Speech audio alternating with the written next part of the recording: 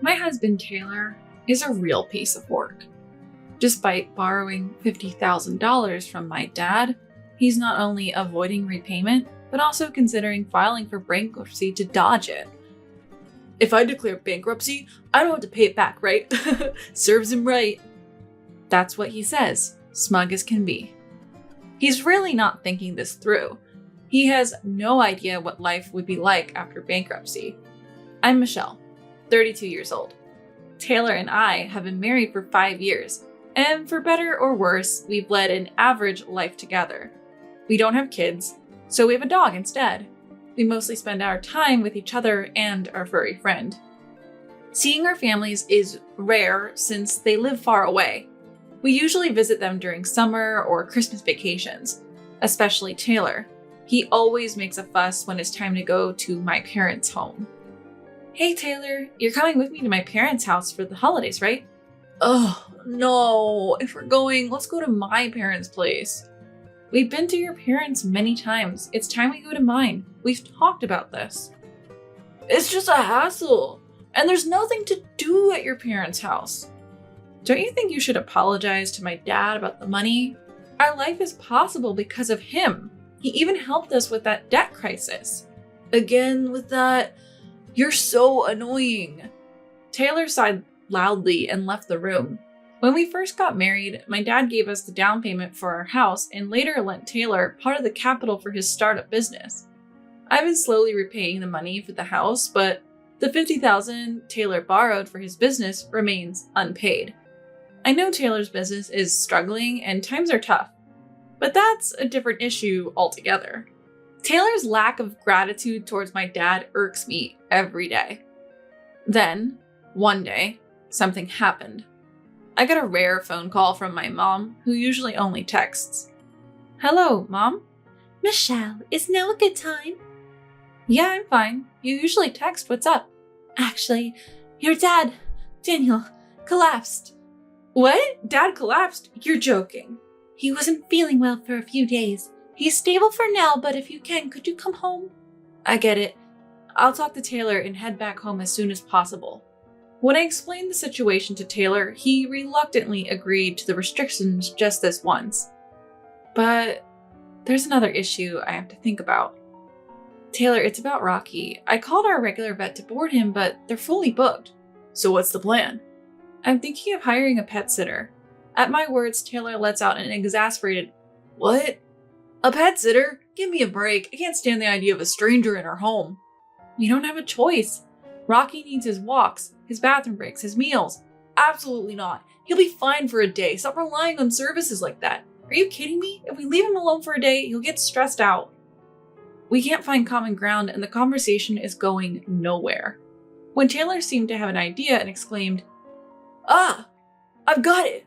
I've thought of something great." What is it? Why not ask Isabella? Why would Isabella be involved? She just got divorced, right? And she's been complaining about not having work. Let's ask her to take care of Rocky while we're gone as a part-time job. Honestly, I absolutely don't want that. Last time Isabella visited, money disappeared from my wallet. I'd withdrawn $300 that morning, and by the time Isabella left, it was gone. Taylor dismissed it when I told him, saying it must be a misunderstanding.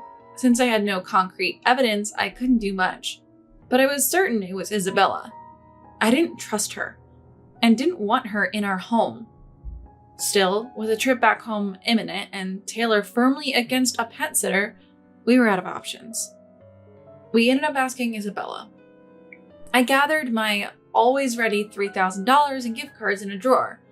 I slipped the piece of paper into the drawer so I'd know if anyone opened it.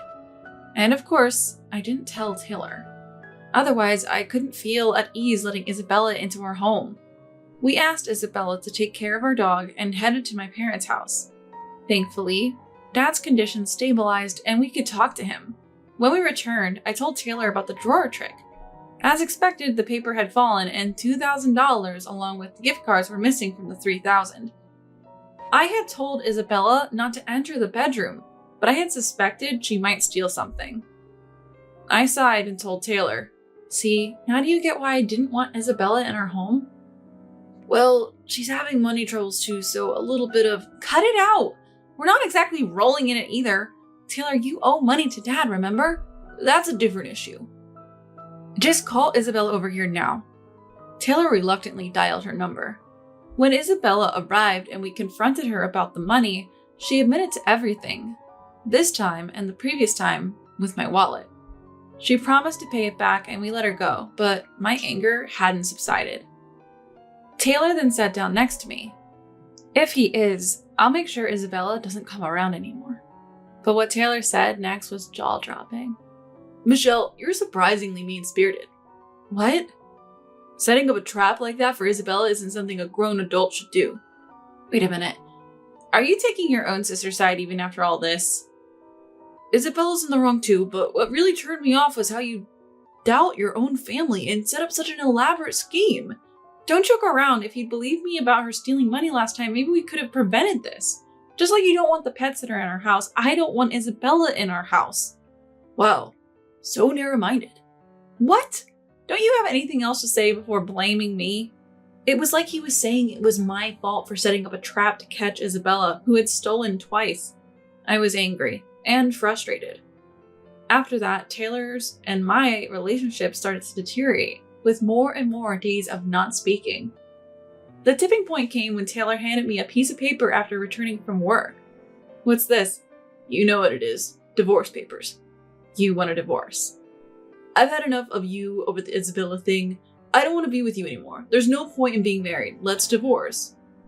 This happened because of your sister, you know. Don't shift the blame onto me. I don't even want to talk about it anymore. Just sign it. No discussion, just Taylor pushing his own viewpoint. I grew disgusted with him and agreed to the divorce. It's clear Taylor will keep taking Isabella's side in the future, so I figured it was best to cut ties with him sooner rather than later. A few days later, the divorce went through. We sold the house we'd lived in for 5 years and fairly divided our assets. I told Taylor to use that money to keep making monthly payments on his debt to Dad, and he agreed. And so, our married life came to an end. Months later, Dad passed away from illness. And just like that, I inherited the right to collect Taylor's debt repayments. But the following month, Taylor fell behind. I did a little digging through mutual friends and found out his business was failing. He did say he was struggling with the company just before we divorced. Well, maybe I'll give him a break. Since I knew Taylor was struggling, I decided to wait 1 more month. But when there was still no transfer from Taylor, I lost patience and called him. Hello, it's Michelle. What's up, Michelle? What do you need? What do you mean, what do I need? It's about repaying Dad. You haven't paid since last month. Oh, is that all? Well, I'm not paying anymore. Excuse me? Caught off guard by his unexpected response, my thoughts freeze for a moment. Taylor, without any remorse, continues. Why should I? My father-in-law's dead, right? No point in paying back a dead man. What are you talking about? That's ridiculous. I inherited Dad's right to collect the debt, so now I'm the creditor. Understand? I don't care. I said I'm not paying. I can't pay. Suddenly furious, Taylor starts yelling over the phone. I'm struggling with my business too, you know. Why should I repay a debt to a dead person? It's a waste of money. Don't joke around. How can you even say that? Your current business exists because of Dad.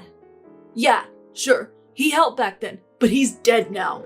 Only you would benefit if I repaid the debt, so why would I do that? At that moment, rage surged through my veins.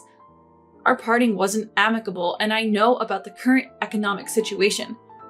If only he would sincerely apologize for the delayed repayment. But he's showing no remorse, let alone an apology. Worse still, he seems to think he's off the hook for repayment now that Dad is gone.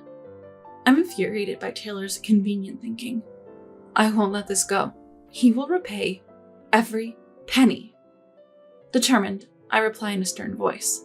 Just to clarify, Dad's death doesn't absolve you from repayment. Annoying, Taylor muttered irritably. I told you, only you benefit from me paying back. There's no way I'm paying back $50,000. All right then, I'll take appropriate measures. Is that okay? Suddenly, Taylor erupts in laughter on the phone. Then I'll just file for bankruptcy. Bankruptcy? Yeah, if I file for bankruptcy, I won't have to pay back anything. Serves you right. You think that will save you? You'd better repay. You're just trying to get money out of me. I can't possibly pay back that amount. So you never intended to repay it? If the business had gone well, sure, I would have paid, but it didn't. Not even sorry towards Dad. Why should I apologize to a dead person? Both you and your sister are irresponsible with money. Disappointing. See what you want. I've got my trump card. Bankruptcy. Fine. Go ahead and file bankruptcy, but you'll regret it. Thanks for the advice. Bye. With that, he happily hangs up the phone. Taylor seems to think that filing for bankruptcy will free him from his debt, but he fails to consider the downsides that come with it. If declaring bankruptcy wiped out all your debts, everyone drowning in debt would be doing it, happy as a clam. I have a friend who had to declare bankruptcy because they co-signed a loan once. It was a heart-wrenching process. I saw the struggle up close, so I know how tough bankruptcy can be. That's why I decided not to tell Taylor about it. Later, it seems Taylor really did go through with the bankruptcy process. I got a text saying, "Debts are gone. Serves them right." I didn't reply. I just waited to see how things would play out, pretty much expecting Taylor to self-destruct. A few weeks later, just as I expected, a desperate call came in from Taylor. "Michelle, please help me." "Long time no see. What's up?" "I'm screwed. Yeah, I get rid of my debts, but now I can't even live a normal life." "Oh, that's unfortunate." "Unfortunate? You don't get it. I'm really in trouble here." "Well, declaring bankruptcy is a last resort only for those with no other options." "What?" For Taylor, who clearly didn't understand the situation, I laid it out plainly. "Listen, bankruptcy is the last resort. They'll take all your assets, cars, electronics, everything. Your credit cards won't work. You'll be blacklisted." "How do you know all this?" "I saw a friend go through it. It was a nightmare." "What? So you knew this would happen and you didn't stop me?" Are you finally getting it? This is no joke. I thought I could just reset my debts and get back to normal life. This isn't what I envisioned. Not my problem. It is your fault. If you told me how hard bankruptcy is from the start. At this point, Taylor was trying to shift the blame, so I gave him a reality check. Don't you get it? You made the choice without doing any research. Even after I warned you, you made your bed, now lie in it. And you're asking for help now? That's pretty cheeky. I'm your ex-husband in need, isn't that enough? Ex-husband? You didn't even show up to Dad's funeral, and you've never been grateful for anything. Why would I help trash like you? Karma's a bitch, isn't it? Trash? Who are you calling trash? Just to make it clear, you're in a really bad spot right now. Don't expect to live like you used to. Bankruptcy doesn't offer a bright future. You chose this path. Now live with it for the rest of your miserable life, you damn fool. I let out all my pent-up frustration and hung up the phone. Immediately blocked the number and blocked on social media. And that's how I finally cut off all ties with Taylor. As for him, word has it that he's living a pretty miserable life. He thought he could just wipe the slate clean with bankruptcy and start fresh. He may have acted like he had it all together, but reality isn't that kind. Since he's on the blacklist, he obviously can't get a loan for anything. On top of that, it seems he owed a lot of money to his friends and he hasn't paid them back. He's been contacting other friends to borrow money, but no one will lend him anything now that they know his situation. In fact, almost all his friends have cut ties with him and it seems he's living a lonely life now. It's nothing less than poetic justice. As for Isabella, it turns out she wasn't just stealing from me, but also from her friends. Apparently, she was recently arrested by the police. The rumors spread in the neighborhood and she lost her job too. I'm so relieved to see those two people I can't stand both get their comeuppance. I'm really glad I got a divorce when I did. I'll never have to deal with those siblings again. If I ever date someone in the future, I won't make the same mistakes. I'm determined to be more discerning in judging people and build better relationships.